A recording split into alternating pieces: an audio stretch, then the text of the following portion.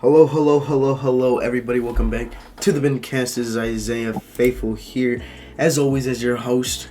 And we have a very special day today. We got face cams for the first time ever on this episode. And it's crazy to believe that we've evolved this far. This is, 44? And we've evolved, man. We're growing as a podcast. We're growing as ourselves as a great channel. And let's get straight into this. How you guys doing tonight? MG, Hayden are my co-hosts, as always. How you guys doing tonight, boys? I'm doing amazing. The Bucks just came off of a huge win. We're going to Atlanta tied 1-1, so I'm happy about that. MG? I'm doing great. Look, man, today was a pretty good day. Isaiah had a great stream. I mean, honestly, this whole day, I've just been feeling great, bro. I don't know why. I've just been having like a really turned up energy to me, so I'm just chilling, bro. Man, and also, what'd you say? No, go ahead. No, I'm just saying, bro. I'm just happy today. Someone could come and like slap me, and I'll probably laugh at it. Like that's just how I feel. Bet. Don't do it. Yeah, so we're gonna change our names now to the fucking the Crimson Chin, the fucking Tumor Cell, and the Milk Dud podcast. Hey, Isaiah. I think everyone wants to see one thing from us, and that's our bald heads. You don't gotta see shit. Bro. You just look like a neo-Nazi. I ain't gonna lie, bro. Shut up, you dumbass. All right. Enough with this weird intro. But as always, let's get straight into this. MG, take us to the first thing we're gonna talk about today. And what is that, my dude? So first off, look, man, we got some NBA playoff talk. Obviously, because it's NBA playoff time. But look, I want to start off with the Suns and Clippers. Well, at the time of this recording, they'll be going into Game 4. But the Clippers just recently won, but the Suns went up 2-0 without Chris Paul. So how do you guys feel about this series so far? I think this is going to be over Clippers in 7. I still Clippers in 7. You know, as a Laker fan, it hurts to say, but honestly, I'm you know how I've been on lately. LA versus everybody. I'm LA. I'm gonna go for LA, and I'm gonna continue that. Why not continue bringing in the titles for Los Angeles? I understand there's gonna be a lot of hate towards me for saying that, but let's keep the titles running. LA. Let's keep it running. Clippers winning this year. Type L in the chat for Isaiah. Clippers winning in the premier chat for Isaiah, man. Type L. MG, that's backwards. That's fucking backwards. That is just backwards. Whatever. I don't. But yeah, I think the Suns still win this series. I mean, they're going into Game 6. I'm sorry, going to Game 4. I have the Suns winning in 6. But the Clippers, I mean, they had a good game, but also Chris Paul and Devin Booker played absolute trash, man. They played like trash, and they won't play like trash again in this series. So that's how I feel about this. For me, Devin Booker should not wear that mask. He ain't Kobe to begin with. And secondly, the Suns. Oh, that game 2 ending. DeAndre Ayton slammed for the win with 0.9 left. Insane ending. I don't think there's going to be a better game winner than that this playoffs. I don't. Unless we have like a half-court shot. No way. We get a full-court shot to go in. I think the Suns are going to take a dub here today, as we're recording this. And then I think the Clippers are going to get Game 5, take one in Phoenix, and then the Suns will win in 6. Yep, I agree. Suns just too powerful. I honestly think y'all just underestimated how this Clippers team is working so far. Terrence Mann, that bench that they have there, with everybody working. Patrick Beverly is literally locking down Devin Booker when he's guarding him. Look at the stats. I believe he hasn't allowed a single 3. Devin Booker's 0 from 3 from the 3 when guarded by fucking the Rata, Patrick Beverly. And he's only made 2 shots when guarded by him. Knowing that stat, you would think the Clippers would attack him more. And the mask ain't it. I don't get it. It's stupid when they say when everybody wets their pants because of some fucking mask. I I understand there's players who've done great in a mask, but a Kobe. mask doesn't represent a player. The player It represents doesn't. himself. I want to say this. Sorry to cut you off, but the reason why everyone is hyping Devin Booker up in the mask is because of people starting to compare him to Kobe. Because Kobe did amazing in a mask, I believe. That's why. Like, he's getting hyped up. Mm-hmm.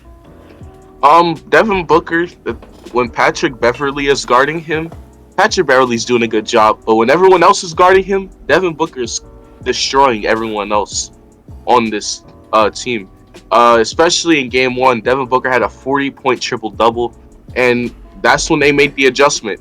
And honestly, the person that we should be giving credit to, if you're talking about the Clippers, is the coach. The coaching has been amazing this playoffs. Making the adjustment of putting Patrick Beverly to slow down Devin Booker, that's the correct adjustment you got to make when you're playing a great scorer like Booker. Let Patrick Beverly be physical with him, and let Patrick Beverly does what he does best, gets under your skin, and locks players down when he needs to. And I just think the perfect adjustment was made by the coaching staff. Yeah, I agree. Another thing is y'all gotta realize, Pandemic Pete is no more. Playoff Paul is here. I understand, I said, what the fuck are you talking? This is the biggest Paul George hater, and now you dick rat? I'm not dick ratting him. I just came to the realization that this man is a god when it comes to the postseason. He's been proving it day in and day out that he is a warrior and that he could fight. And shoot, he had that one bad game, I believe game 2, where he shit the bed. But my man's been doing great. He's been doing great for the Clippers. And if, who knows, a game 7 you might see Kawhi. You might. We don't know. That's if they force a game 7, though. And I think they do. I think they do. I disagree. How are you going to tell me one of the best defensive teams in the postseason right now is not going to fucking play good against this Suns team? They showed already to beat. And not only that, demolish when they had everybody there. I mean, you could say Payton, who got injured. I believe it was Payton, right? Who got injured? Cameron Payne. Yeah. But, come on. They're doing this without Kawhi Leonard. They beat fucking Luka. They beat the fucking Jazz. The Jazz with the fraud. Well, actually, yeah, probably because he's a fraud. Rudy Gobert, the biggest fraud when it comes to defensive titles. Defensive player of the year. How could you sit there and say there's no way they could force a game 7? Because this is game 2. I'm going to go game by game. This defense allowed Cameron Payne 29, Booker 20, DeAndre Ayton 24. And how much did they lose by? The Clippers lost by 1. Game 1, let me pull it up because it's. So you're telling me a team that can't? So you're telling me they can't shoot themselves because they lost by 1 fucking point? All right. In Phoenix. Game 1 though, this defense allowed Devin Booker 40, DeAndre Ayton 20, Jay Crowder 13, Mikal Bridges 14, Cameron Payne 11, and Cameron Johnson 12. Who are all good outside shooters. Yeah. So the thing is, what was the score? 120 to 114. Suns. 120. See, that's still a close game, bro. That's single digits. That's single digits. And you're saying there's no chance. They're losing by single digits. Did they not just blow out the Suns at home? Yes, they did. And I just got here. And in game 3, today's 4. In game 3, they held Chris Paul to 15, Booker to 15, Cameron Jordan to 12, DeAndre Ayton 18, Mikal Bridges 13. And they lost. Yeah, they lost. But look. You're only reading off their stats. Why don't you read off the Clippers stats? Terrence Mann. We're talking about defense versus their offense. Yeah, I understand that, but look, you don't understand the point of this. They're losing by single digits. Yeah, they lost by 1 and 6, and they blew them out the next. So you're telling me this is not going to go to 7? I don't see it 7 because Explain to me. Because when the Suns are hot, they win. They were not hot game 3. They were not hot game 3. They swept Denver. They won against the Lakers in 6. And the game that they sucked in, they did not shoot good in, was one of this game. I have not gone back and looked at the Lakers. I'll go back and look too. Well, you talk. But they did good in this game, game 3. And the Clippers took advantage. But I don't think the Sun teams will shoot bad anymore. I think this was a rare missed opportunity because I think Chris Paul, he was getting back in the game. He's been out since game 4 of Denver, right? Game 4. No, he played all 4 games of Denver. Okay, but he was out for 2 games with COVID. Rare thing. I want to get clear. What Chris Paul had, rare with the vaccine and COVID. He was out with COVID. That a 2-game break will affect someone who's doing good in the playoffs with Chris Paul. And let me go back. I'll let you talk, Isaiah, but I don't understand. I want to go back to the Lakers and find the game right now. Why you got to look at the old stats? You already know they were outstandingly shooting better than us. It should be no fucking point in looking back at these stats. I'm looking at their losses. All right, the bottom line is with the Phoenix Suns. Here's the thing that we all gotta understand here. This first off, I agree with Isaiah. I think the series can very well go to 7 games. It could also end in 6 games, but I don't think there's 0 chance that it goes to 7. When you look at the Clippers, man, the Clippers, and you say when the Suns are hot, the Utah Jazz in Game 6 of Clippers versus Jazz, the Utah Jazz were hot in the first half. That didn't matter. The Clippers still came back and won. The Clippers, even when your team is doing well, Paul George has shown he can take himself to a different level when he wants to and shows up. Terrence Mann, Marcus Morris, Patrick Beverly defensively. Even as we're hot, the Suns, the Clippers still got the dub in Game 6. Who single-handedly took out the number 1 seed? A man, the Los Angeles Clippers. The man named Terrence Mann in Game 6. So you're telling me and let's not forget about Zach McKinstry. No, not Zach McKinstry. It's Zach. What's his name? Fucking the white boy. What's his name? Zubac? No. Zubac? Zach. You talking about whatchamacallit? Luke Kennard. Luke Kennard. Look at what he did. He was going off in these games against Utah. And you're telling me Utah, who had Donovan Mitchell, who had Ingles, who had fucking Favors, who had fucking Gobert, who are basically somewhat of a similar team to the Suns when it comes to the big man and have amazing outside shooters, can't have a chance to take this to Game 7?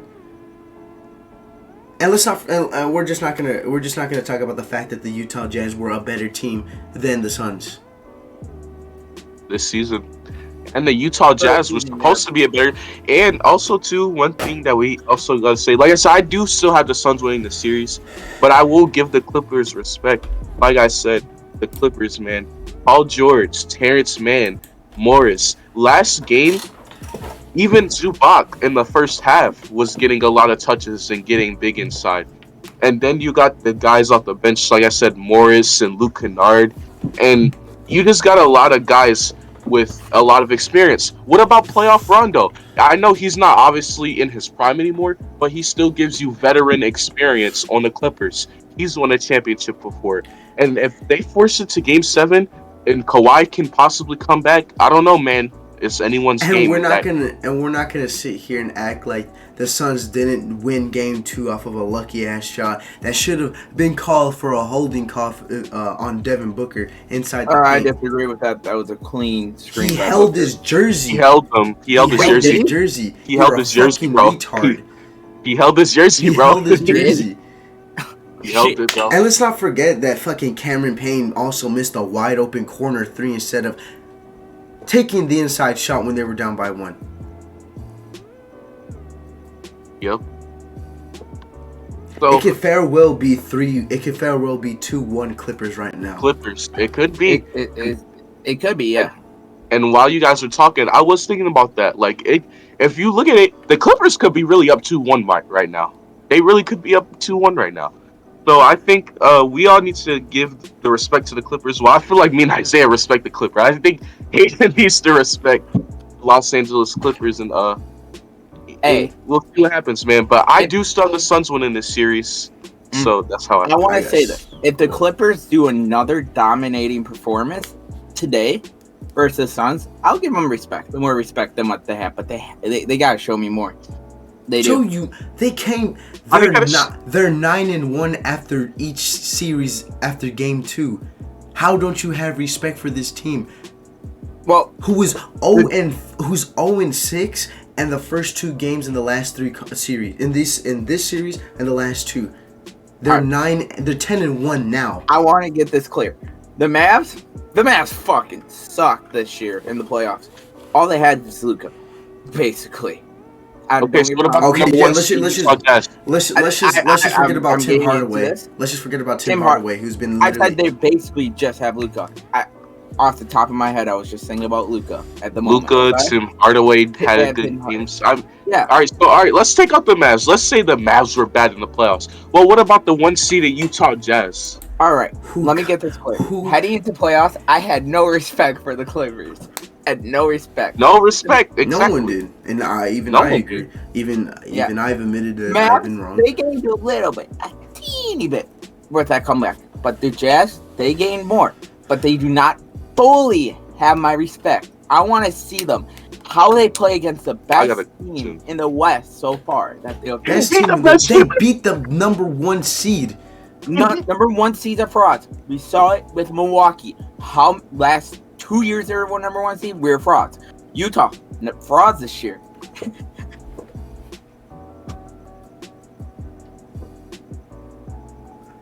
Continue, please. So Donovan Mitchell playing on a hurt ankle, going absolutely off is a fraud. Jordan Clarkson going ballistics in Game 6 is a fraud. The whole team is fraud. Not Mitchell, not Clarkson. All right. The whole team. Bogdanovich is a fraud. Bogdanovich is a fraud. Bogdanovich is a fraud. One of the best role players in the NBA. Bogdanovich is one of the best role players in the NBA. Joe Ingles is one of the best role players in the NBA. Wait. I'm sorry, but wasn't Bogdanovich dropping dimes in all these 6 games that we saw? Also, too, he's one of the best role players in the NBA. And we're not just gonna forget that they literally had the best They had the best 6th man in Jordan Clark, who literally was dropping. They had the 6th man of the year. And listen, we can all call Rudy Gobert a fraud on offense, but on defense, Rudy Gobert is locking everything down. Let's be honest. Except in the postseason. Except for the postseason, but they still have the defensive player of the year, the 6th man of the year, one of the best guards in the league, in Donovan Mitchell. They have one of the best role players in the league, and Joe Ingles. Bogdanovich is also a great role player as well. Isaiah's switching his hat. And I just don't understand how Utah's fraud just because one player, Rudy Gobert, was a fraud. And when we were talking about it, I was mainly talking about Rudy Gobert. And okay, so we're just gonna forget about how Donovan Mitchell dropped 45 in Game 6 as well. I said Mitchell was not a fraud. I did say that. Listen, just give the Clippers respect, dude, and we can move on to the next series. Just give the Clippers the respect, bro. I need to see if they perform well, well today. I will give them respect. What do you need to see more? 2-0 comebacks. Let me ask you a question. I got a question, Isaiah. So the Atlanta Hawks, similar team, similar situation as the Clippers, upset the Knicks round 1, upset the 1 seed Sixers. People call Ben Simmons a fraud. So do you disrespect Atlanta? Do you have no respect from Atlanta? No, exactly. I do not. Because you know why you saying you don't disrespect Atlanta? Because you're scared if you talk trash, they're gonna bite you in the ass. Yep. Exactly. Still be the same way.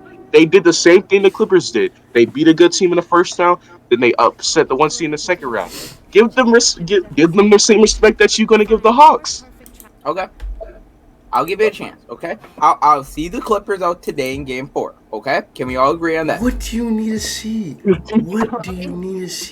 Patrick Beverly is a literal lockdown machine on fucking Devin Booker. in this Wait, series. a lockdown machine? He's been locking down Devin Booker when he's guarding. When he's guarding him, yes. When he's guarding, he's only allowed 2 shots allowed when he's guarding Devin Booker. Okay. Yep. 0 3-point when Devin Booker is guarded by Patrick Beverly. 0. Hey, we'll see. But all right, well, we'll see today. We'll see today if I'm wrong. Let's move on to this next series, man. Hold up. I want to say something real quick. I wasn't here last week, and I wanted to speak my 2 cents on this. Yeah. Clippers getting, I mean, the Clippers.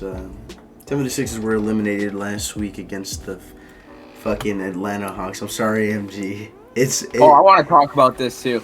No, you guys talked about it the other day. I just wanted to speak my mind real quick. Actually, the Hawks did not. Technically, the Hawks did not eliminate the Sixers at the time. They were going to Game 7. Continue. You streamed last week, Friday. It was going to Game 7 that Saturday. I remember watching it. Are you fucking retarded? You posted it on Sunday. Yeah, B. Kirsten, we already. I remember went live. I'm looking up this game right now because I could have sworn. What he's saying is you went live for Game 7. I made a video. He hasn't talked about the series at all anywhere. I did not go live. I really did not talk about the. No. Do you have Down syndrome? Yeah. Or something? Holy fuck, dude. God. Anyways, Isaiah, discuss what you had to say. Alright, so all I got to say was, MG, admit it. I was right. I want to hear you say it on this. No. I was right. Say it. Don't be a bitch. What did I tell you before this season? I told you when we had you told... Well, hold on. Everyone has to tell you that you were right because everyone disagreed to you that the Hawks were a dark horse. No, not that. When I told you... about Doc Rivers? Doc Rivers, the playoff choker, bro. Doc Rivers, playoff choker, bro. That's all I wanted to talk about. And fuck Ben Simmons. Thank God he's going to stay in Philadelphia. Oh, I looked this up, by the way. The The Sixers Hawks Game 7 was on Sunday, the day we posted it. So Game 7 the Bucks happened last Saturday. I remember coming home Saturday for the Bucks Game 7. We talked about the Bucks eliminating the Nets. We never spoke about this series then. No. Well, ladies and gentlemen, I have a video with like 900 views. We already have the video. I have my video with 900 views talking about this series. Hey, just give a 1 minute breakdown of the series. That video is almost at 1K views. That's actually I know, I saw that. Bro, I told you if you tried, you would have 2K. But so if y'all want to see what my reaction to the Sixers and Hawks, go check out my last video. Yeah, my last video. Yeah, man. And ever since the Sixers lost, I've just been going live. But, yep, go check my last video. Y'all get to see me go on a rant about the Sixers versus Hawks. Yeah. But let's talk about... Before, I want to say one thing. I love how the Sixers are out. I always wanted the Sixers to get eliminated. I didn't want to face them. I didn't. And... I'm glad. So, thank you for losing. Oh, why didn't you? Should have picked us. You should have faced Sixers. I mean, when we have a guy like Ben Simmons who doesn't literally want to take a layup right in front of him, you should want to face that guy. You should want to face Ben Simmons who can't make a free throw to save his life. You should want to face that guy over Trae Young. Well, no, MG, you gotta realize Hayden doesn't think the Hawks are a threat, and I literally never said that. That was before they eliminated the Sixers. Oh, no, before the series, you did say you're going to beat the Hawks at 5 easy. Let's not forget that. Easy. It is still possible, my guy. And no, bro, but you said it was you said we're going to easily beat the Hawks in 5. Bro, you got to realize this. I told MG earlier this. The domino effect is happening. This is exactly what happened last series with the Hawks. Got their asses beat at Philadelphia. They got their asses beat in Milwaukee, but they won Game 1 in LA. In LA. In a way, yeah. They lost away. It sounded like in LA. All right. Yes, I'm going to let you guys go on this before I go, because I have a lot I want to share. So go ahead. The thing about the Hawks, I've been trying to get this in B. Christensen's head and in Bucks fans' head that, listen, the Hawks are not a team to joke around with. If you give this team just a little bit of hope, you give them an inch, they take a mile. That's exactly what this team is when they're down. They came back down 17, and then 24 back-to-back games. 26. Back-to-back games. Like the Atlanta Hawks, you give them an ace and they run a mile. You make one little mistake, you think you're up 15. You make one mistake, now you're down by 5 with 1 minute left in the fourth quarter, and you're about to lose the game. That's exactly the definition of this Hawks team, and especially against teams that are bigger than them, they are great at getting the mismatches that they want, and they just kill teams with the lob, the floater, and once Trae Young sees 1-3 go in, it's over. You might as well just pack your bags and go home, because once Trae Young start making threes, y'all, bye-bye. He's sending you, your fans, your grandma, everybody goes to bed when Trae Young hit threes. That's how it feels, bro. It feels like your body just dies inside when you're going up against Trae Young and he's just knocking down all these threes and he's getting all these floaters and you just can't stop him. It just feels like your body just dies inside and you just want to just lay there and never get up again in your life. And this Hawks team is nothing to be played with. And they showed game 1. And even though they got blown out in game 2, that does not mean anything because they did their job. When you're the road team, you're supposed to win 1 game on the road in the first 2 games. And they did exactly what they were supposed to do. They got a road game. They stole a game at Milwaukee, game 1. The series is tied going back to Atlanta. And I wouldn't be surprised if they win game 3. All right. Let me go now. It's going to be a while. I just want to acknowledge Isaiah switched his head again. But let me lay down some facts for you. I did some research into this. The first 2 games so far. We're recording this on Friday, right after game 2. And in game 1, it's Sunday. I mean, the Saturday, starters. Actually. Stupid. What? Saturday. Stupid. It's Saturday morning. I don't give a fuck. After game 1, the starters for the Milwaukee Bucks had a total of 93 points, and the bench had a total of 20, 113 to Atlanta's 116. The leading scorers for Milwaukee was Giannis had 33. Giannis had 35. Middleton had 15 for the Bucks. And Atlanta had Young had 48. Collins had 23. And Capella had 12. And then in game 2, the starters had a total of 79 points before they were benched in the fourth quarter. Because if you guys did not know, Milwaukee Bucks did score 40 points in the second quarter and had another 33 in the third. And that took Atlanta down to a 40-point lead, deficit they could not come back from. And so they pulled their starters in the fourth, and the Bucks did the same. So I just want to get this clear for the stats-wise. And the bench had a total of 25 points before the fourth quarter. I did the math. I'm not counting the third-string points because, I'm not doing that math because both teams flooded the bench, and that was just garbage time. We all can agree on that, right? Yeah. All right. And the leading scorer for Milwaukee was Howday had 22. He was the player of the game for me. Middleton had 15. Giannis had 25. For the Hawks, Trae Young had 15. Collins had 11. And Capella had 2. And I want to give you guys one more stat. In game 1, Mike Budenholzer, in his whole career, is 6-14. This includes this year, last year, all of his career. 6-14 in game fucking 1s. And for the rest of the playoffs, he is 41-36. 41-36. So he's above 500 in the playoff. Yes. And that's surprising. Mike Budenholzer also secured his job taking us to the Eastern Conference Final. I want to get that clear. He did. I'm not happy about it. I'm not a fan of Budenholzer, but I do got to give him credit for beating the Nets. So I got to give him credit. Oh, broken down Nets. Wasn't for KD's shoe size, bro. Yeah. Oh, broken down Nets. Still a game. Part of the game. But people are still going to say it, and I'm going to say it too. Broken down net. All right, I want to say this. Game 1. After game 1, me and MG, we watched the film of the game. We watched film after, right? And something we noticed, that one big thing that went wrong for Milwaukee was we did not play. They did the pick and rolls all day. The pick and rolls they want for Trae Young getting mismatches. We allowed it. If Drew Holiday got picked and roll, he would just go on the person who set the screen. Compared to he should have tried and broke through, and that was huge because that gave Trae Young the mismatches he needed to drop 48. I want to get this clear. Trae Young's one fucking player, one hell of a player for how young he is.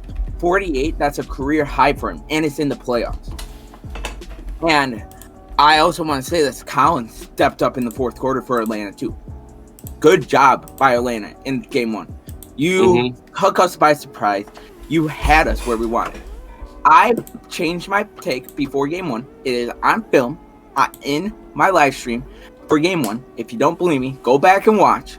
I said I'm changing mine to Bucks in 6 because I watched some film after game 7 and stuff. After my review and stuff, I continue watching film, and I see this Atlanta team. It's not a team to be slept on. I'll admit it. Stop it.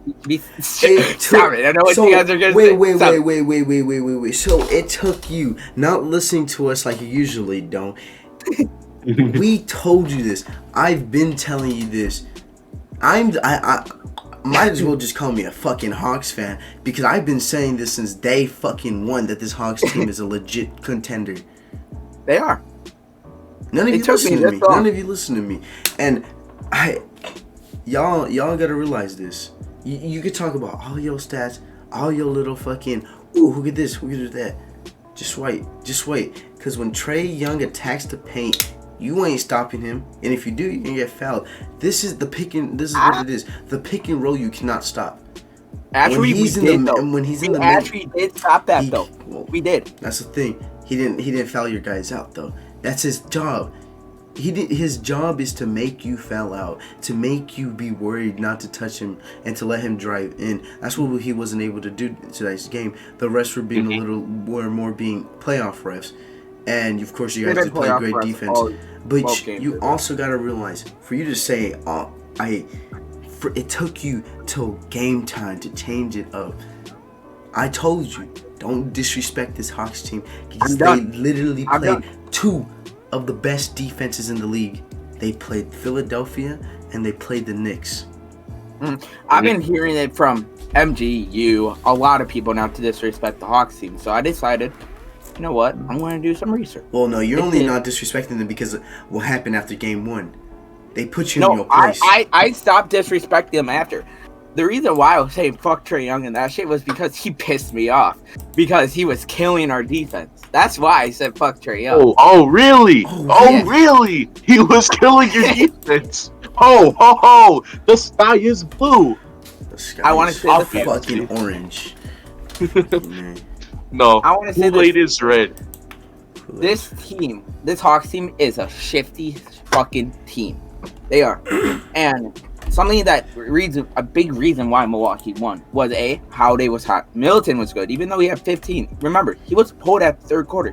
He probably would have had 23. He was on pace to have 23 points tonight. All right. Holiday was on pace to have over 30. Same with Giannis. They both were. So this is the something. Big three can hit their shots, can be consistent, and on defense, Holiday, this game, fought through the pick and rolls, fought through it, was on Trae Young the whole game. If he can stay on him, I think we have a very good chance of winning. But I'm not going to count on Atlanta because Trae Young floaters are very hard to defend, even if Holiday's starting. I don't think you understand. This is a 3-point shooting team. I need you to understand this too. With three-point shooting teams like this, who could also drive in, have big men like this, Trae Young is a fucking god when it comes to the deep shot. They're gonna have off days. Yeah, they did. But if this is a 3-point shooting team, why in both game 1 and 2 did they shoot like under 30%? If this is a 3-point, because they established the 3-point shooting after the pick and roll. Their pick and roll is the reason why they established the 3. Why the fuck do you think Ben Simmons was looking like a baby back bitch? Because he couldn't get defend inside because he was afraid to get fouled. When you get fouled inside, that's why they double teamed him. That's why Tobias Harris at times had a double team him with Ben Simmons and put him outside. Because they know if he goes in, he's going to pass it out and fucking Collins is gonna hit the 3, or what's his name, the white boy. What's that fool's name? Bogdanovich, Kevin Herters. Yeah. Bogdanovich has not been looking good at 3-point shooting for this Hawks team. But that doesn't today- matter though. That's the today, job. though, That's the I wanna job. say this. I don't care if he's not doing good. The point of what my point is the fucking pick and roll establishes the three, just like how the Niners offense run establishes the pass. Yeah. Mm-hmm. We Their can all agree main that. focus is to attack you, foul you, and shoot the 2 and free throws. They shoot the threes as well. They're a 3-point shooting team. They can splash their threes. Wait, they didn't fucking. I swear to God, fucking Trey Young had like 5'6", like 25 footers against the fucking Sixers. I think he did. Yeah. The thing is with the Hawks, and Isaiah said it perfectly, bro. When you run the pick and roll and you get all those floaters, when you start drawing fouls, that's when your defense gets soft. Because when people attack the paint, your defense gets soft from the 3-point line because you're bringing more people to help inside, which creates open shots. And that's what the Hawks are good at. That's what the Sixers have done well this season with Embiid and Curry. Embiid gets inside. He starts going off. Now he passing it out to Seth Curry. And that's why him and Seth Curry was able to run the pick and roll, because both of them are a great paint player and a great shooter. The pick and roll for this Hawks team is similar way to how the Sixers did with Embiid and Curry. You set the pick and roll. You have a good shooter as the ball handler. You have your center run it, and you either throw a lob, you pass it out, or you pick and pop and shoot the 3. And that's what the Hawks do. And then once they get a couple of those floaters, once they get you to foul them, now they're splashing 3s. And once they make 1 3, then they make 2 3s, then they make 5 3s, then they make 10 3s. Now you're losing the game. And now you're like, what the hell just happened? I was just up by 10 2 minutes ago. Now we're down by 5. That's just what the Hawks do. How good was the Sixers perimeter defense this year? They were ranked this year in the top. We were one of the best. We were one of the best. I'm just curious. We have 2 of the top 5 perimeter defenders, Matisse Thybulle and Ben Simmons. Okay, I was just curious. I did not know off the top of my head, but one of the flaws last year for the Bucks in the playoffs, one reason why Miami won in 5 against us, was not because of the bubble. No, it was because we could not defend the 3 to save our life. Then we go make some move. We bring in Drew Holiday, one of the best perimeter defenders. Mm-hmm. You all can agree on that. Mm-hmm. And then for the offensive side, we go bring in Bryn Forbes, Bobby Portis. 2 people like off the bench that could like open up the 3 more. Forbes can hit the 3s when we need it. Giannis drives in. We have Forbes out there at the 3. We have Chris Middleton for like mid-range 2 to a 3. Drew Holiday mid-range 2 to a 3. That's what we did with our offense too. That's why our offense is better, and our perimeter defense also got better with the addition of Drew Holiday. Because before, we had Wesley Matthews on the best last year when we had Wesley Matthews. He was starting the best player, best perimeter defender. Wesley Matthews was. And this is a huge upgrade because last year Matthews was on Butler. He was on Butler. Giannis was on Bam. That's what we did last year. I went back and looked. And this year, with Trey Young, we have Drew Holiday, one of the best defenders on there. This is going to be back and forth. Holiday versus Young. Like, one will have a good game, one will have a bad game. We all can agree on that. Like, game 1, it was all Young. Game 2, Holiday took over. Game 3, we'll see. But even last series with Brooklyn, when Kyrie was playing before he got hurt, Holiday only allowed Kyrie to have 1 game with 30 or more. 1 game. Game 3. Game 3 was the only one. He did good against Kyrie, and he also did good against Harden. I know Harden was injured, don't get me wrong, but Harden's still a great player when he's injured too. Like, no, he's not.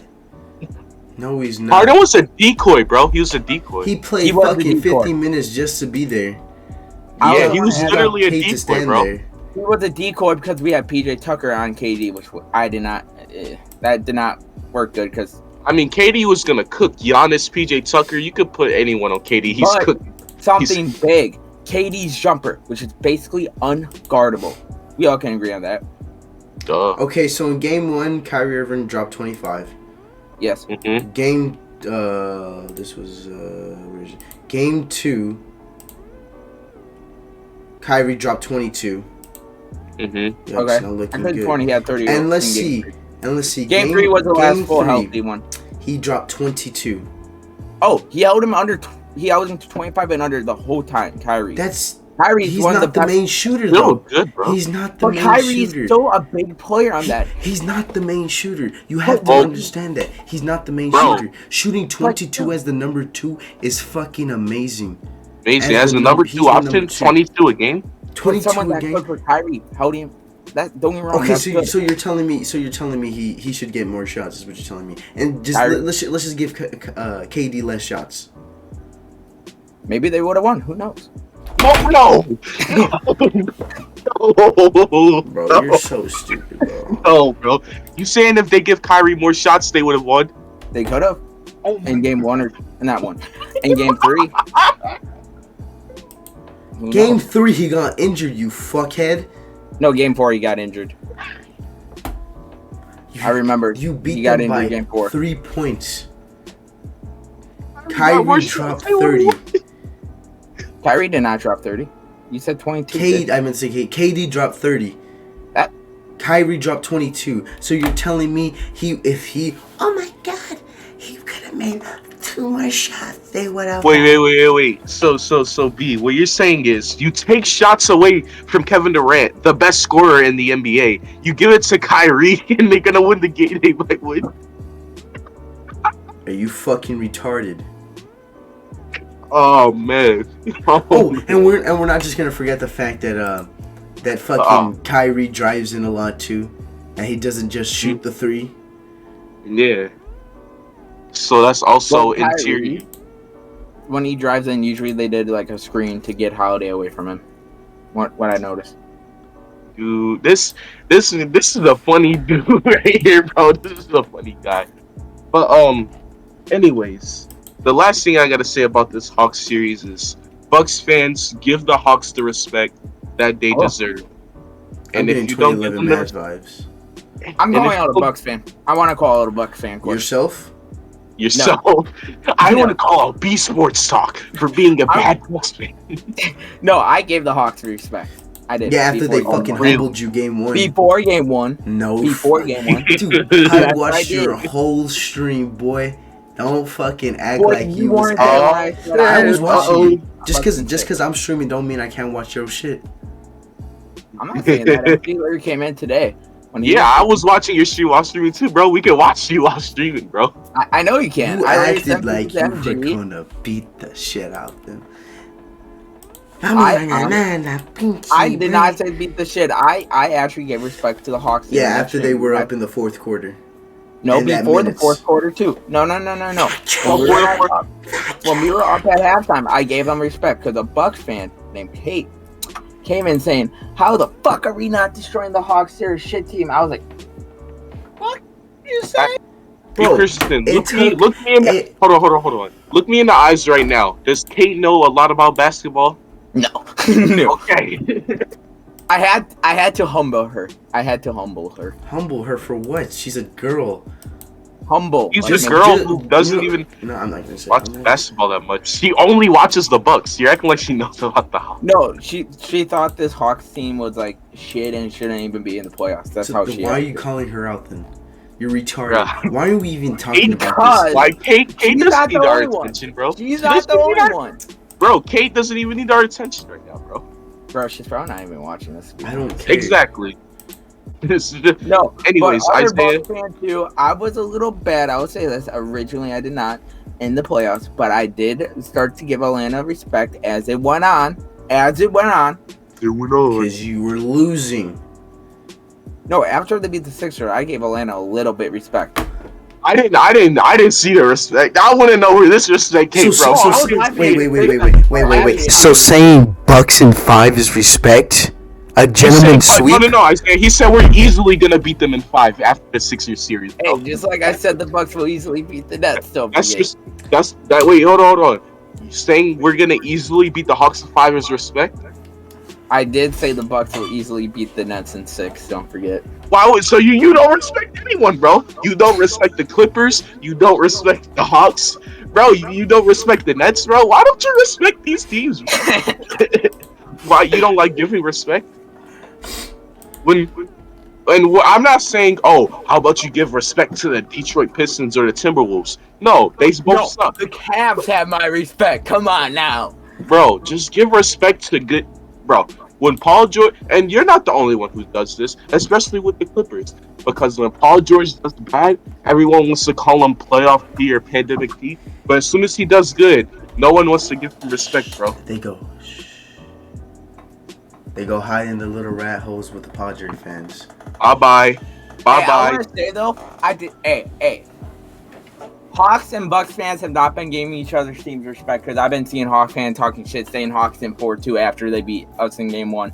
I just want to say that both of our fan bases have not been giving. I mean, if I was a Hawks fan, I'd be saying the same thing. The way that you sound right now. They beat the number 1 seed and the best defensive in the league as well. I'd be saying that shit too. We played like shit game 1, and yet they only won by 3. I'm still giving respect. Hold on. So Drew Holiday dropping 33 and Giannis dropping 36 is playing like dog shit?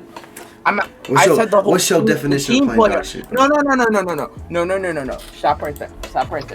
I said we played like shit, like implying the team played like shit. I'm not saying one person played like shit. I did not say that. Because otherwise, in the third quarter, I saw sloppiness. How they gave up on some plays and after some pick and rolls. How they played good, don't get me wrong. Bobby but he had some 11, bad plays. Giannis had some bad plays. 15. Giannis got sloppy with the turnovers in the third quarter. If I'm going to be honest with you. So, Pete, let me ask you a question. Middleton was shit. 12 rebounds? And you can agree. On the last 2 possessions the Bucks had in game 1, we had Drew Holiday open for 2 shots. Wide open threes.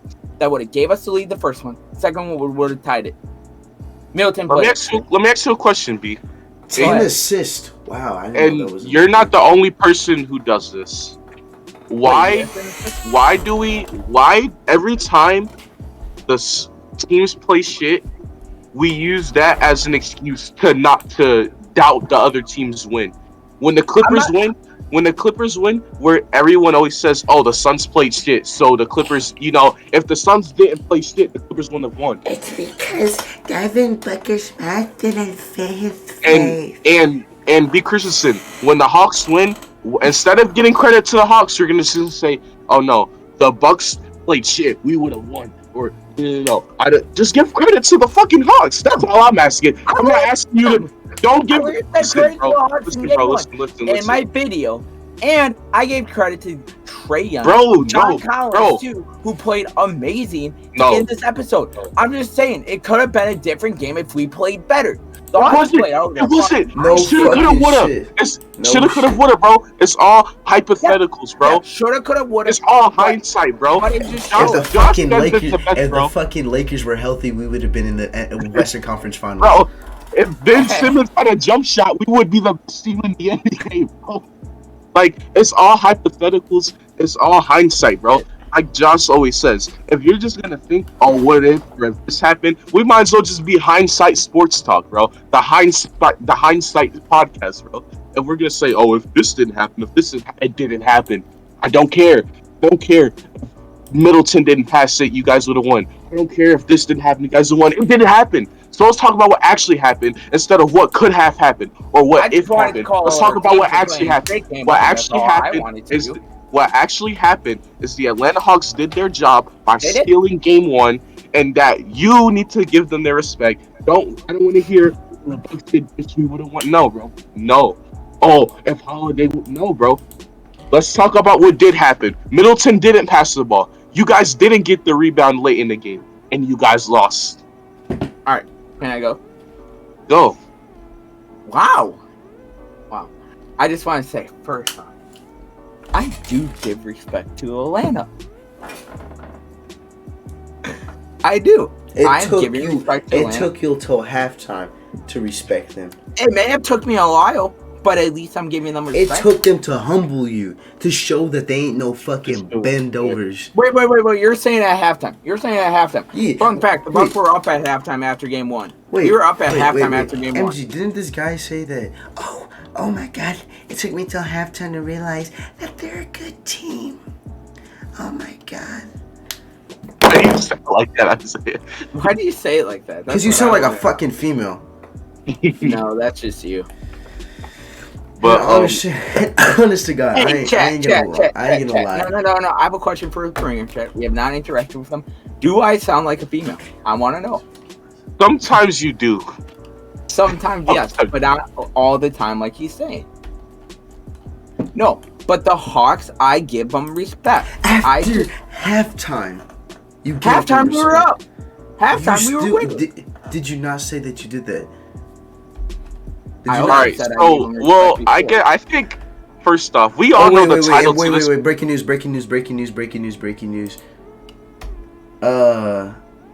TMZ just tweeted out NBA's Caldwell Pope robbed at gunpoint in a horrible incident in LA. Holy shit!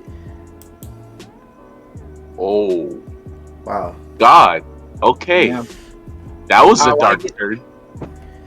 Yeah. We went from arguing about the Hawks to this. Yeah, I just got the tweet from TMZ right now. Hey, I want to say this. A, I hope Caldwell Pope is okay. Mm-hmm. And B, I hope they catch him. Person who did this. But yeah, like I was gonna say, at least we have a great title for this episode, because the title is gonna be disrespecting the Atlanta Hawks. No, just do disrespect. Disrespect. The Hawks and Clippers need respect, bro. The Hawks and Clippers need respect, bro. I'm not gonna deny that. You only respecting him. You've already admitted to this. You only respecting him because you don't want to lose and karma bite you in the ass. That's one reason. I'll give you that. But as I've been watching the film too, I have been gaining respect for Atlanta. I like Trae Young. I just hated him after game 1 because of what he did to my team. After today, I was like, bro. Oh no, but it wasn't because I hated Trae Young game 1. No, I don't mind him. No, I wasn't Trae Young that won that game. It was because you didn't pass out 2 passes. Yeah, no, it's because you didn't pass out. It's because if Isaiah, remember, if they passed it out, if they rebounded, they would have won. Isaiah, they would have won. If LeBron didn't leave with 4 minutes to go with a blowout, we would have won. Oh my God! If Ben Simmons would have dunked the ball, we would have won. Well, who knows? Bro. No, but I do have to give respect to Trae Young, scoring 48 points, playoff high. I think that's like one of the best in a game 1 for a player, right? 48 points. That might be the career high for a game 1 in the conference finals. I think I saw that in what? So credit to Trae Young. You outperformed us game 1. Credit where it's due. Credit to the Hawks team. You sound like a Sixers fan right now. Tied 1-1. Keeping the series tied. Shut up. I like how the Bucks just won, but this episode is based off of the Hawks getting disrespected. But the Bucks just won by like 1,000,000 points. We won 125-91, and we outscored them in the second quarter, 43-17. I blame B. Christensen, Isaiah, because instead of this episode be talking about how good the Bucks played, B. Christensen, we had to tell him how we had to give the Hawks. Hey, let's talk about how great the Bucks played today. Let's change her up. Well, you don't deserve that, bro. You need to make sure you give the Hawks respect. Nope, I'm talking about it. Fuck you. Today, Drew Howden. You already talked about it, bro. You already said Drew Howden. No, bro. No, bro. You already gave all your stats for the whole game 1, game 2, game 3, bro. Everyone that watched already heard your stats. We already heard that Drew Holiday was player of the game. And we also heard if Middleton would have passed it all, we would have won them all. We already heard everything. All right, can we talk about the MLB for a moment here? Yeah, sure. Let's talk about some baseball. All right, we haven't done that. So the MLB baseball, we are in a very big part of MLB where June is coming to an end, and July is the month where teams like Philadelphia, the Bruins, had to fight for a playoff spot because of teams like the Dodgers, the Giants, and the Padres. And the Dodgers finally broke their 4-game losing streak, getting no-hitter the night before. It was quite good to get this win. All I want to say is that Padres fans, bro, y'all won, baby. Y'all are the winners of June, the World Series champions of June, man. Congratulations. Congrats, Padres fans. Y'all deserve it. I'm slowly becoming the most hated man on Dodger YouTube. Oh, I love it, dude! I love it for you. This is hilarious. You're getting under their skin. It's funny. And they're getting under my skin too. I ain't gonna lie. Sometimes I'll be like, guys. Isaiah, just remember that you guys are above the Padres too in the standings. I'm looking right now in the National League. In the National League West, the Dodgers are second. The Padres are a game behind them. Half a game, yeah. I just want to point that out, Padres fans. Y'all aren't above the Dodgers. The Dodgers are better than you overall. You could barely beat them when they are like not even fully healthy. So Padres fans, please do us all a favor and shut the fuck up. I mean, are you guys missing Corey Seager still? Corey Seager. Who are you guys all missing? Let's name it. Well, Corey Seager. We're also missing Dustin May. A lot of our pitching staff came back from IL, and it's honestly, I mean, I'm not gonna sit here and bitch and whine and talk about injuries because that's literally being hypocritical to hate and talking about. But we could have had the corner shot. So all I gotta say is, just get ready for the postseason. Because when little brother can't play when the big boy lights are on. Isaiah, is it just me or did MG's camera freeze? No, that's just you. Bruh, I see Isaiah perfectly fine. MG is frozen for me. Shut up, bro. So, MG, you want to talk about the Phillies? Because I kind of want to talk about all I gotta say is, be ready, Padres. Big the Phillies? Big brother. Sure. Big brother gonna be here for the playoffs. I mean, the Phillies, here's the thing, the Phillies aren't a bad team. Inconsistent. They have a lot of good players. They got JT Realmuto, one of the best catchers. Bryce Harper, one of the biggest stars in baseball. They got Rhys Hoskins having an amazing season. Aaron Nola, Zach Wheeler, Andrew McCutchen, Didi Gregorius. There's a lot of good players on the Phillies. The Phillies are a little bit inconsistent, though. They are a little bit inconsistent. And the Phillies, they're not, I wouldn't call them like a young team because we have our mixtures of veterans and like, young players. But, it's a lot of young promise. Now, the Phillies, they're the type of team, like, I believe they're like at like 34, 36 wins right now. But they can definitely be one of those surprise teams to make a second half run and make the wild card, but still lose in the first round.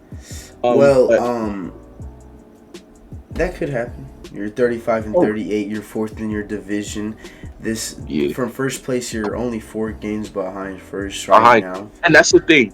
We're fourth in our division, but the second, third, and fourth spot is all like this, bro. You're like one tomorrow. Game. You're one. If you win tomorrow, if the Phillies win and the second place loses and the third place loses, we jump to second place. No. I want to say this. If you guys win tomorrow, if the Braves lose, you take third, and just so you know, because the Braves are up above you because they have one more win above you. Yeah, and also there's a series I believe coming up soon against the Mets, or I don't know. I'll take a peek for you.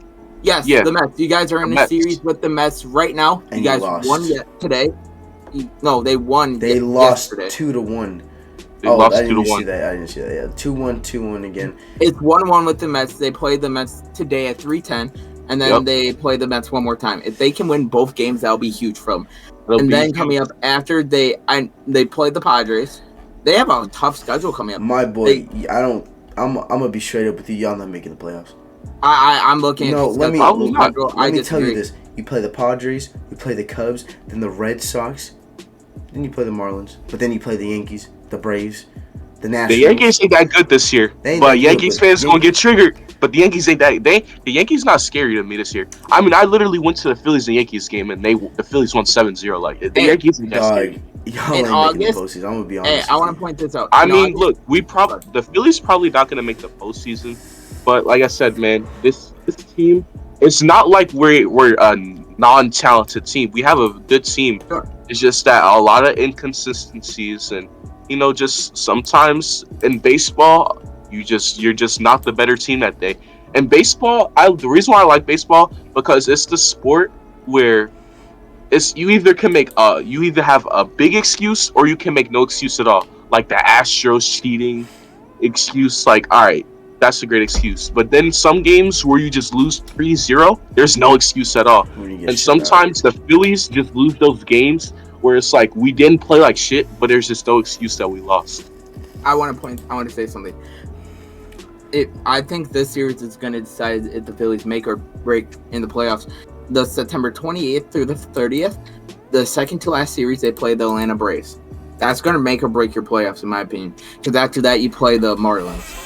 And then you guys have an easy stretch right before the playoffs. After the Mets, you play the Orioles, Pirates, the Braves, then the Marlins. The toughest team I'm looking at right here is the Braves. I think this Braves series is going to make or break your playoffs.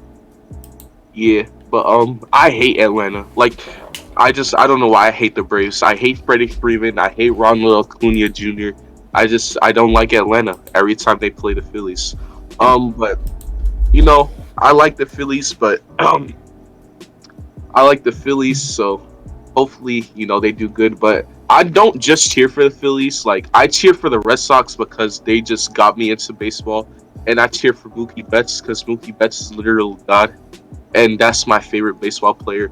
So if the Phillies don't make the playoffs, I either want the Red Sox to win or I want Mookie Betts to keep getting rings until the Phillies are actually a playoff contender. For me, with the Brewers. Wait, do you have anything else you want to say about the Phillies? No. All right. So I'm a Brewer fan, and right now the Brewers are leading the NL by 1 game. Thank you, Isaiah, for beating the Cubs NL today. Central? Yep. NL Central. Right now we are in first place with 43 and 33, and right behind us is the Cubs, who are 42 and 34. Thank you, Isaiah, for beating the Cubs today. I'm very happy about that. And the Brewers right now, they have a little easy schedule. We play the Rockies, this one, and then our toughest team. Then we go to Chicago. No, Chicago comes here. Then we head over to Pittsburgh, and then we play the Mets. I'll try to win. We'll try and win for you, MG. We'll try and win for you. And then after the Mets, we go from the Reds, who aren't terrible, to the Royals, and then we play the Sox. So I'm looking at our schedule. Like, our toughest month is going to be end of July, when we go from the Giants to the Cubs. That's our biggest stretch I'm worried about. I'm also worried about the stretch where we go. Actually, yeah, that stretch. Because we have play the Braves coming up. We play the Cubs, of course. We play a lot of your division coming up, MG and Isaiah. Good. Beat them. Hey, we'll try. And I just want to say this. I'm very high on the Brewers this year. I think we'll win the Central. I mean, I think you guys will as well. Because I want to say to make the postseason. Go ahead. What? You're not making the postseason. I Why? disagree. They're gonna win their division. If we win, Even if they come in second place, they're gonna be a high second place team. They're gonna make the wild card. We have more wins than the Mets. We have more wins than the Nationals and the Braves, who are all fighting for the NL East. We have more. The only teams that are above us right now is the Padres, Dodgers, and Giants. It's already 4 possible playoff teams. Yeah, no, and then the Dodgers. There's what? There's only like Brewers, that. Oh, never mind. There's only 5. So yeah, I guess you make the playoffs. I think that the Brewers can make the postseason. So as of right now, if the playoffs were to end today, it would be Giants first seed.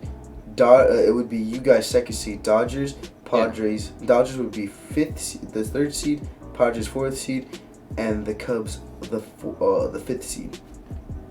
So we're in the playoffs if it ends today. And even if the Cubs jump them, they'll just switch seeds with the Cubs. Yeah. The seed you just read off. I also want to say this too. For the first half of the year, we're down Hero, we're down Yelich, and Kane. 3 of our best hitters. We're still without Kane, and we're leading the NL Central. Kane is one of our best lead hit-offs. He's our lead hit-off player. And that's a huge loss for us, losing Lorenzo Kane, and yet we're still winning the Central and still 43 and 33. Can we talk about how the Astros are in first place right now in the West? Wait, are they actually? Listen, everyone hates them, but they're underrated right now somehow. They're actually underrated. But I believe this Brewers team is gonna make the playoffs, though. I'm high on it. What's the one hitter that's going off for us? Fuck, I gotta look at her. at us. Give me one moment, guys. I'm so sorry. You idiot. Know your players. I'm sorry. Bruh, I forgot. This dude came out of nowhere.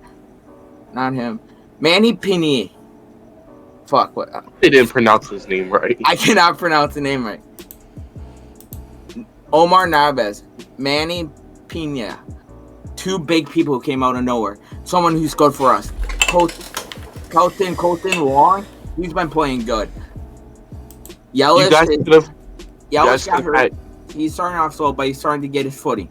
I remember when I watched the Brewers game, when I streamed the Brewers Reds. No, not that one. It was the game after. I watched it. Yelich had a huge double that gave us the lead.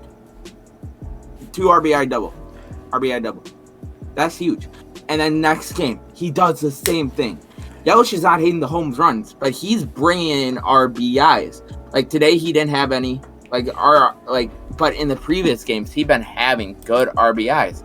What's Yelich's stats for this year? I was not prepared for baseball, so give me a break.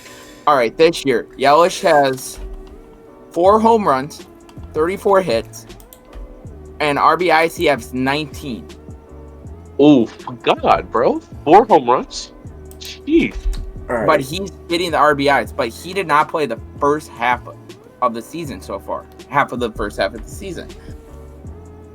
All I want to say about the Brewers, again. all I want to say about you guys should have you guys could have had Yasmani Grandal still. What's his name? Mike Moustakas. Yeah, we could have had him. But all right, Isaiah. What? Anything else you want to say about the Dodgers? LA versus the world, baby. And anything else before we close this one out, boys? It's been a good episode. What you guys think? I have a hot take. I said it in Discord. I have a hot take. Aaron Jones will have more rushing yards than Derrick Henry. Hey guys, well, since my brain can't withstand the stupidity that is on this voice call, I'm just gonna say this before I literally go through the screen and slap B. Christensen. I hope you guys have a wonderful day. Don't listen to any of, I don't know if he's on this side, whatever. Don't listen to any of B. Christensen's hot takes. It is not good for your personal health. Don't do it. I just want to say this. Next episode, I'll break down why I believe that. No. I'm not listening to you, bro. We're not letting this happen. We're not gonna. No. We're not gonna let this happen. We're not gonna let you. We're not gonna compare an injury-prone running back to a team that literally runs the ball goddamn 97% of the time. Wait. Did this injury-prone running back have over 1,000 yards? His best rushing year for missing 2 games. In his best rushing year, Derrick Henry's best rushing year dominates it. End of the story. End of the story. Here. End of the story. Wait. MG. How many? MG. How many 2K rushing years does Mr. Jones have? I said he'll have more rushing yards this year. I am standing by that take. Wait, how many fumbles does Jones have in the NFC Championship game? Ooh. Wait. Did Henry make the NFC? No, he didn't make the NFC Championship because he's not in the NFC. Shut up. I meant, did Derrick Henry make the AFC Championship game this year? Yep. Yes, he has. Not this year? No. But wait, Aaron Jones did it back to back. Derrick Henry only did it once. Hold up. You're not about to say that Aaron Jones is better because he made the NFC Championship. If Derrick Henry was 1 year running back in the playoffs than Derrick Henry. No, he was not, bro. Yes, he is. No, bro. No, he's not a better playoff running back. Lamar Jackson's the best playoff running back. Before we get anything started. Hey, he cannot get past the division round, so I'm not saying Lamar. Hey, he's the best just like how Aaron Rodgers can't make it past the NFC Championship game. 2010? What about the years prior? How about this? A fucking blowout? Choke to Seattle.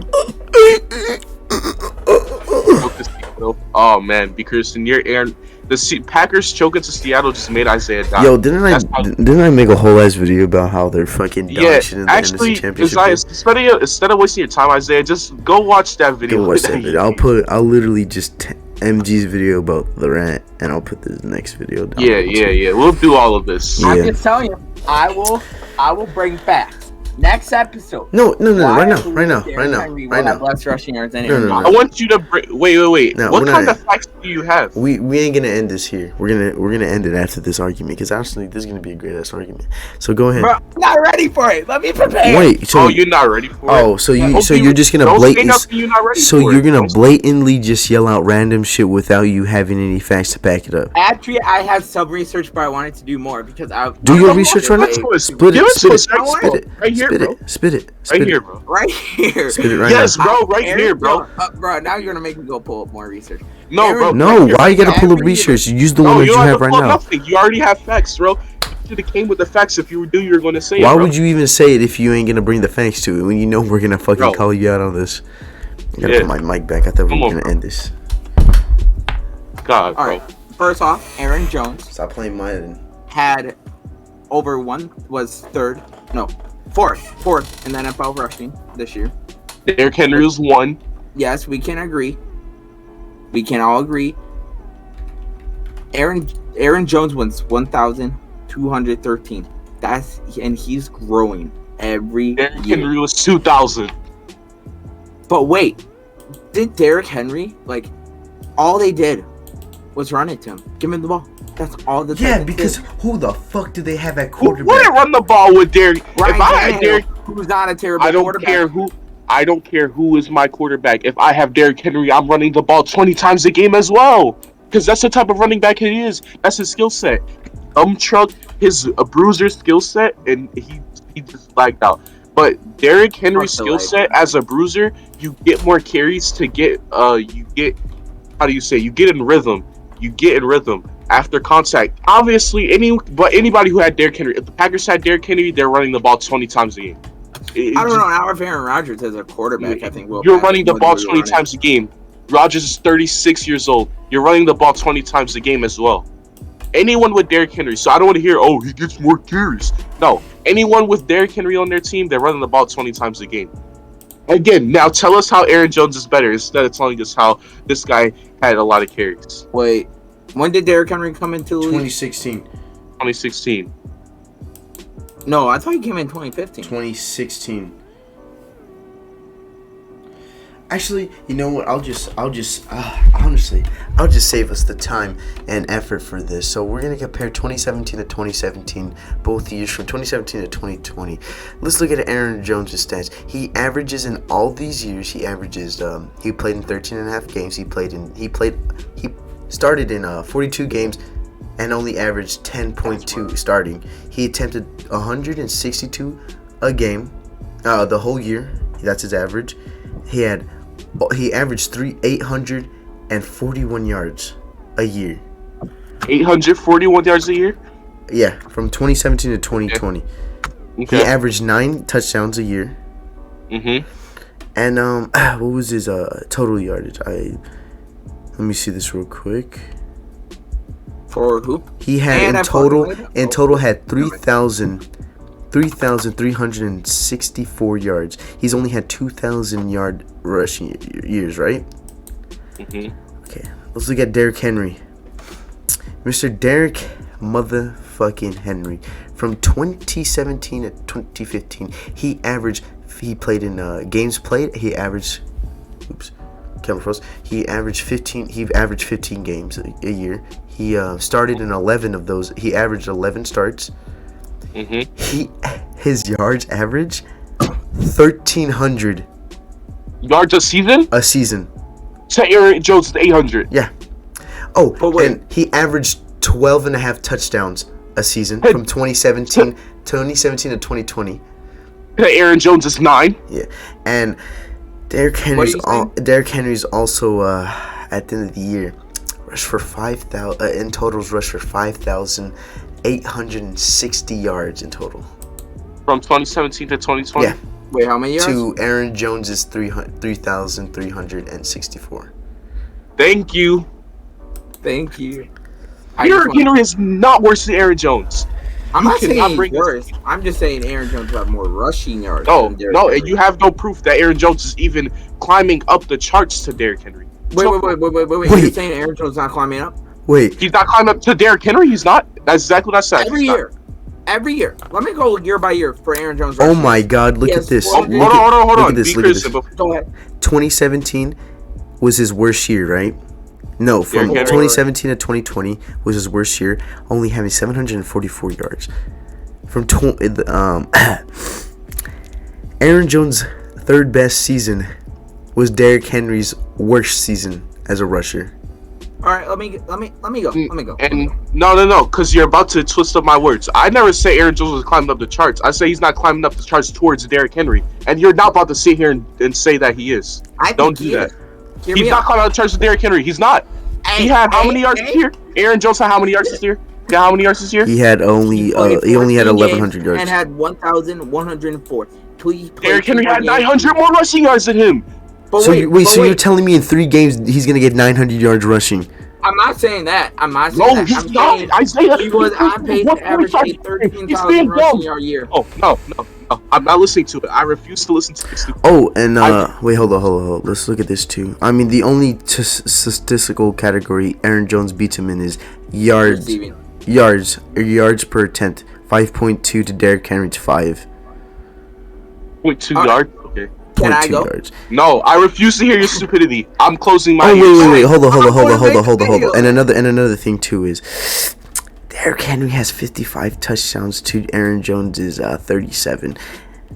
Do you want to forget and he also in our running back group his first 2 years with Jamal Williams and Ty Montgomery, who Ty Montgomery was the leading rusher in 2017. Oh, Lord. 2018 he was our number one.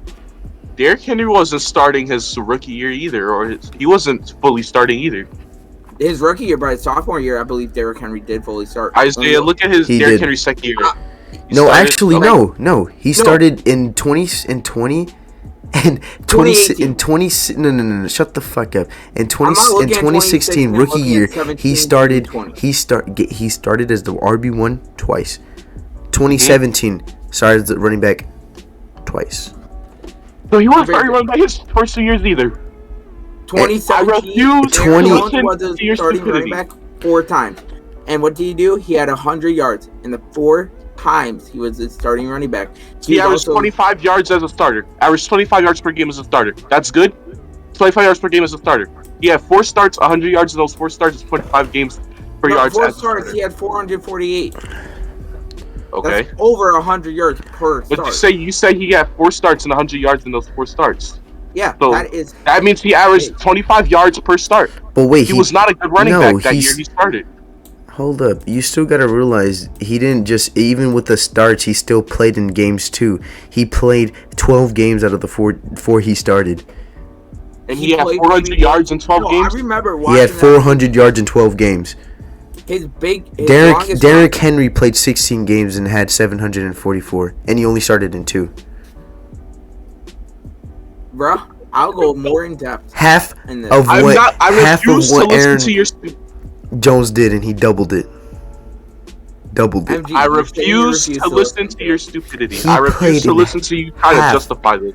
If he played 4 more, he probably damn near has 1,400 yards rushing.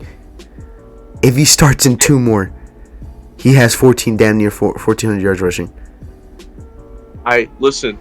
I refuse to listen to B. Christensen try to compare Aaron Jones to Derrick Henry or say that he's going to be better. Until Aaron Jones proves to me that he can get close to Derrick Henry, I will not justify the stupidity, and I will not listen. I refuse to listen. Now, we can either... 2018, Aaron Jones was on pace to have over 1,000 rushing yards. He was on pace. And here you go. You're saying, he was on pace. Guess what? He didn't. He didn't do it. Let's stop talking about what he was on pace to do or what he could do. He didn't do it. Okay. If Derrick Henry started in all 16 games, he's a fucking 2,000-yard rusher every year. Exactly. I refuse to listen to your justification, B. You cannot debate this. But every point you make, I counter it. All right. At least agree with me here. Aaron Jones has improved every single year he has been around. So is Derrick Henry. He went from 700, 1,000, 1,500 to 2,000. But look, Aaron Jones. He went from 400, 700, 1,000, 1,100. Another reason why I believe Aaron Jones will have another one. Okay, why don't you think Derrick Henry, who's literally getting the fucking load damn near every fucking time, is gonna get more rushing yards than your guy? I think that's gonna change. I honestly believe that's gonna change. Why do you have nothing to prove it? You have nothing. They have an amazing wideout core. They have a good quarterback who can get it done when he needs to do. If you're the offense goes through Derrick Henry. Are you fucking retarded? The ball, if Derrick Henry doesn't get the ball 20% of the fucking 20 carries, they're not winning the game. And it was shown last year, and it was shown before that. When Derrick Henry doesn't have 20 plus carries and 100 yards rushing, they don't win games. What makes you think they're going to win games now? Because they have an aging veteran in fucking Julio Jones? But they have an aging veteran, Julio Jones. And let's not forget that they have a fucking dog shit defense that Derrick Henry had to carry 2 seasons in a row. Their defense is shit. We both can agree. But our defense was shit. Aaron Jones had. Your defense was ranked top 10 2 years in a row. No. Top 15. Their defense wasn't even damn near close to top 15. Last year, they were the bottom dwellers of the fucking league when it came to rushing and passing in the offense for defenses. Give me one moment. I literally did the paper on Aaron Jones. Hold up. And I'll bring up the points. Oh, wait. You want to talk about fucking quarterbacks too? But, it's because they have Aaron Rodgers. They can't do that. Let's see. Ryan Tannehill. Last year, I didn't know 33 touchdowns and 3,800 yards meant anything. Give me one moment. I'm trying to find this. You want to talk about quarterback play too? Let's look at Aaron Rodgers. Aaron Rodgers. Oh, don't get me wrong about Aaron Rodgers. No. Aaron Rodgers, 1,400 yards, damn near 4,300 yards, 48 touchdowns and 5 touchdowns. That's 1,000 less. No, not even 1,000 less. That's 400 yards less. That's 400 yards less passing. So you're telling me. Go ahead. Doesn't carry our offense? No, Aaron Rodgers only wins. The only reason why you win is because of Aaron Rodgers. And wait. You're asking if Aaron Jones carries your offense? Yeah. No. Let me tell you why. So, the Packers last year, listen. The Packers are 9-1 during games which Aaron Jones had over 100 rushing yards, and they were 8-2 when he scored at least 2 touchdowns. I have to stay on this episode? When we lose our games, it's when we abandon the run and try to throw. We abandoned the run in the NFC Championship game. Aaron Jones carries your offense? Wait. And last year, in the NFC Championship game, we went away from the run. I'm not even lying. Let me bring up to you the run in the NFC Championship game. I'm confused. Didn't Aaron Jones go injured, though? Wait. How did you abandon the run when Aaron Jones fumbled the ball in the second half? Actually, Aaron Jones did come back during that game. Didn't he fumble the ball, though, MG? Or am I just retarded? Yeah, well, yeah. Every time a running back fumbles the ball, you're gonna go away from him because you lose confidence in your running back when he fumbles. And let's not forget that your team was significantly better offensively. You had more weapons, and Derrick Henry is a fucking tank. Their offense lives, breathes Derrick Henry's balls. If Derrick Henry doesn't get the ball, and I've already said this before, Derrick Henry needs 100 yards and 2 touchdowns for them to win a single game. They went undefeated when that happened. I know they lost 2 games when that happened. Fuck, that's not the season. Listen. I just still don't know how Aaron Jones carries the Packers offense when they have the best receiver in football, and they had the league MVP. Aaron Jones doesn't carry the offense. He doesn't carry. You ready? Wait. So it's okay. So I guess 1,300 yards and 45 touchdowns and 5 interceptions doesn't carry an offense, huh? I'm gonna mention a few games. One big game, one playoff game against the number 1 ranked defense. Rams versus Packers. Take a guess at how many rushing yards Aaron Jones had. Okay, he had a 50-yard run that boosted his stats.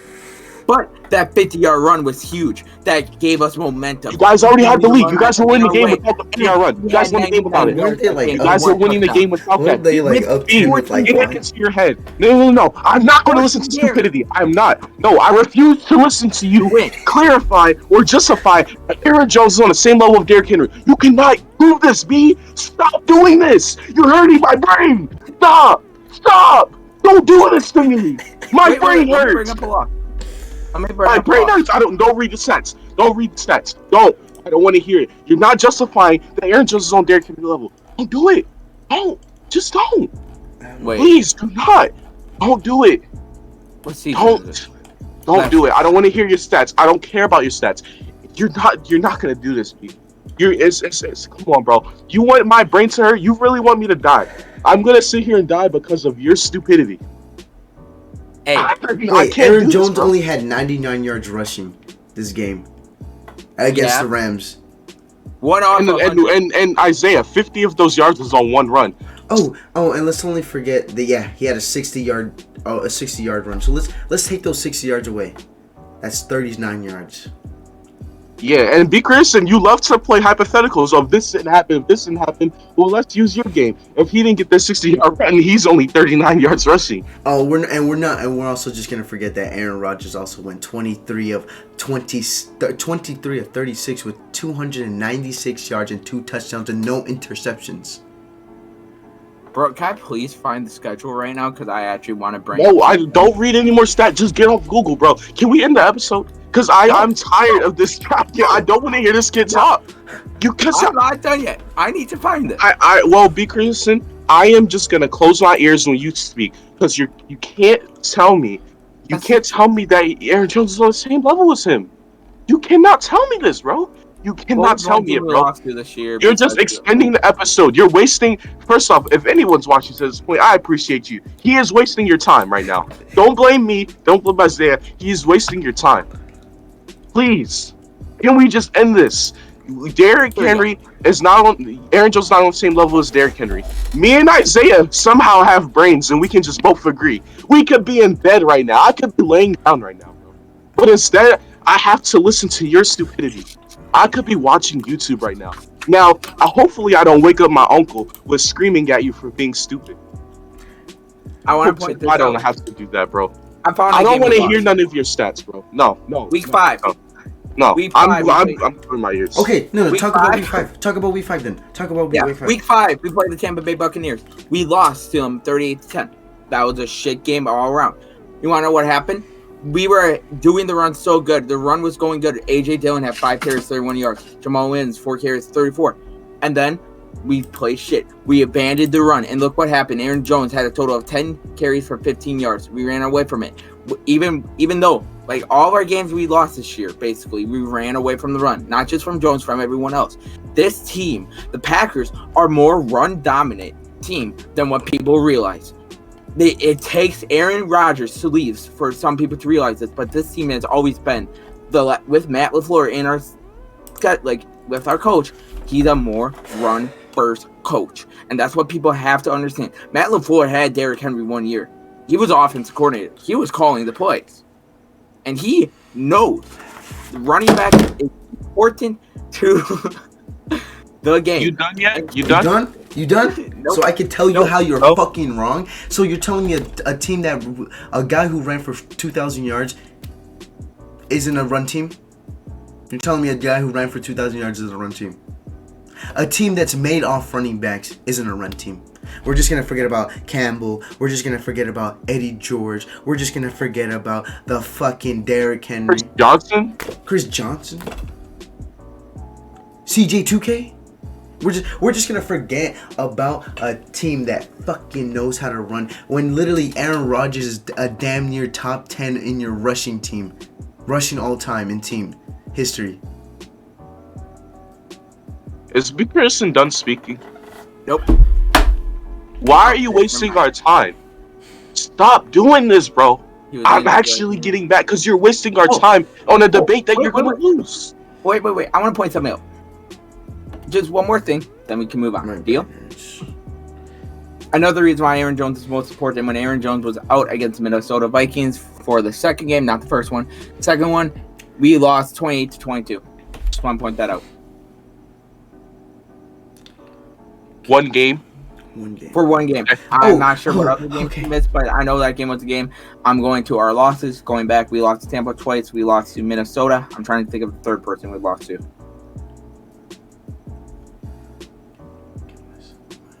You lost to the Colts, bro. You lost to the Colts. Thank you.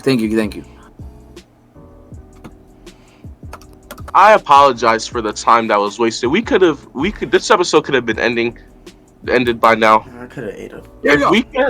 If we could have all, and this just sucks. If we could have all just said that Derrick Henry is better than Aaron Jones, and Aaron Jones hasn't shown anything of being near his level yet, then we could have all went to bed. Let me just end it like this. Week 1, Derrick Henry 116 yards. All right, now I'm not done yet. Don't shut up. Week 2, Derrick Henry 84 yards. Okay, that's a bad game. Whoop-de-doo.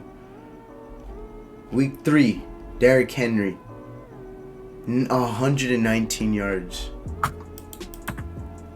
Week 4, the 4-0 Tennessee Titans. Let me say that real quick. The 4-0 Tennessee Titans. They could win without Derrick Henry. 57 yards rushing. Yikes. They lost that game, right? They won that game. 42-16. Week 5. Who did the play? The Texans. It's yeah. 22 carries. 212 fucking yards. 2 touchdowns. Aaron Jones never done that in his life. Oh, he's never did that. And the first loss they got was against the Steelers. Okay. Mm-hmm. Oh, I remember that was a good game actually. Wait. How many yards did Henry have? 75. 75. Okay, I was just curious. Next game, they lose to the Bengals. How the fuck do you lose to the Bengals? Derrick Henry rushed for 18 carries, 112 yards. They play the Bears. Derrick Henry, 68 yards. How the fuck? Look, he's been playing bad some games, right? He plays his bad games. But then this motherfucker comes out and rushes for 103 yards the next game against the number 1 ranked defense at the time and the Colts. Oh, the Colts. Okay. Then he goes to Baltimore. Shoves his dick and balls down their throats. 133 yards against one of the best defenses. Oh wait, that's the wrong team. Let's go. They're going to 8-4, right? Next game they play the Tennessee. Who they play? No, they play the Colts once again. This is another game Derrick Henry got butt fucked. Let me see what's his stats. Why the fuck is it down here? Derrick Henry, 27 carries, 178 yards. I want to see both games. Oh, let's see. Next game, they lose to the Browns. Okay, it's the Browns. How many yards? One of the best defenses, too. 15 carries, 60 yards. I have a question. So, this year, B. Christensen was saying, how it might not be a team-friendly deal, or he was having that discussion. So, if your team and you didn't think that was a team-friendly deal, if he's gonna have a better season than Derrick Henry, then you should have paid him quick like this. Why were you questioning to pay him if you thought he was gonna have a better season than Derrick Henry? Because we had other free agents we had to worry about. Because we wanted to resign our left tackle, a huge defensive tackle. We also were debating if we wanted to sign one of the best centers. That's why we had huge players on our team. But you decided to sign him and sign Kevin King back. Well, Kevin King resigned because he is a vet that knows the system. He is a vet that is familiar around the team for a 1-year deal. I think King is gone after this year. We're only having him here so he could, until Stokes develop to where we want it. To be honest, first off, Kevin King is not developing anybody.